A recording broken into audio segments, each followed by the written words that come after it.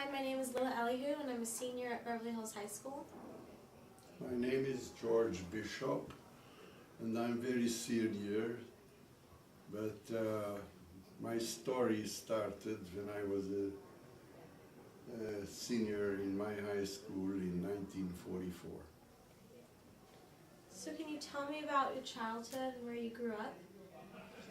I grew up in Transylvania, which first belonged to Romania, and then in 1940 it became Hungary again. I had a very happy childhood. The family name was Bishitz. I have a sister who lives in Israel, who, by the way, is a well-known animalist who did work around the world, Vera Ronen, and she's also represented in the Skirball Museum here in Los Angeles. We went to school. We lived in a beautiful city called Kolozsvár or Cluj. Had a lot of fun.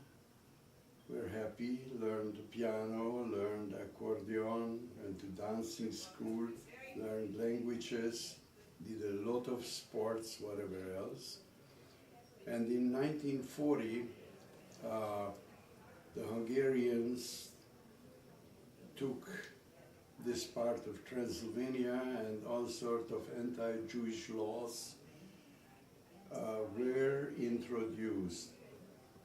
The first among them was that all Jewish kids were thrown out of the 8 high schools, universities, all the schools. Luckily, in 1940, we were able to form a Jewish high school where I entered in the, let's say, 5th gymnasium would be 9th grade or something like that. And the teachers also were thrown out from all the universities, Jewish teachers, so we had first-class teachers. And 1,300 kids went to this school, 300 survived, 1,000 died in the concentration camps. And we have had meetings ever since. We had 8 meetings in Israel and Transylvania, and we're about 50 left. And the Jerusalem Post had an article about us. Anyway, life was still beautiful because we were together in high school and went to the opera, went to the theater, learned a lot. And in 1944, the German army came in, and with the full cooperation of the Hungarians, anti-Semitic Hungarians,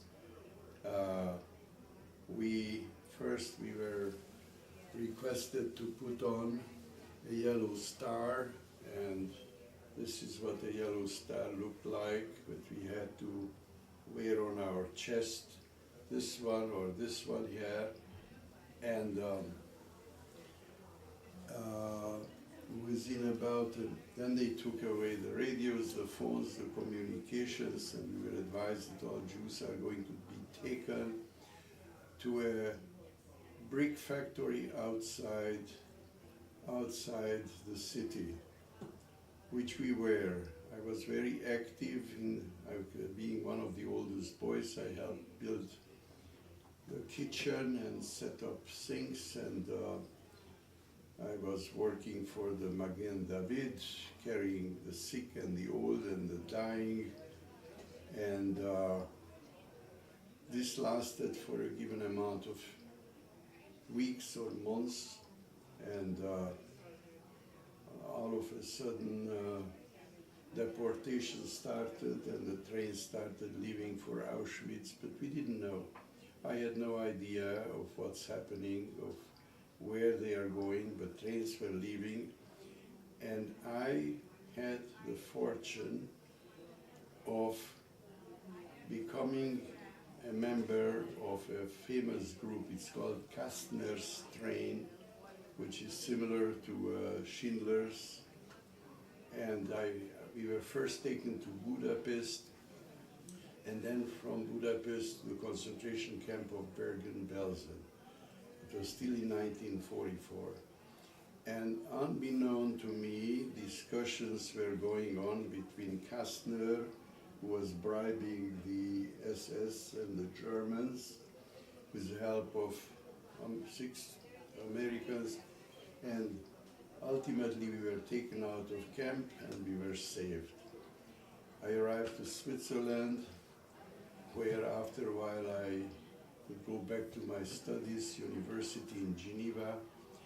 I studied hotel management, business administration, and then went to Israel, because in Israel I became one of the first members of the paratroopers, became a parachute instructor. I made 60 jumps, and once I've done my job in Israel, I proceeded to the United States, where about a year after being with Hilton International, I changed professions, went into the rubber business, international business. I organized sales organization in the United States.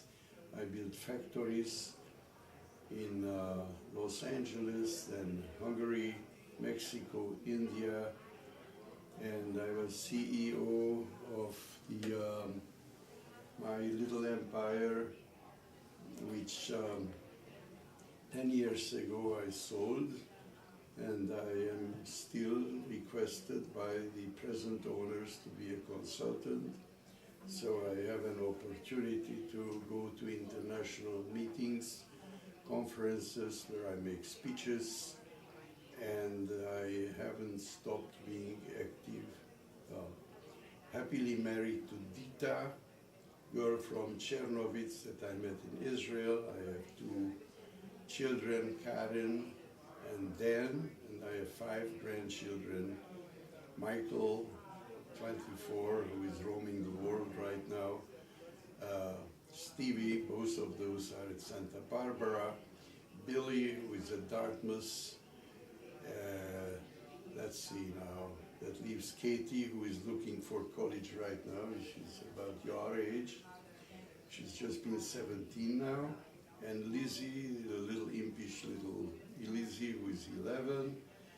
This family lives north of San Francisco in Kentfield, and I'm really a very active and very, very happy person. I'm grateful to be here today.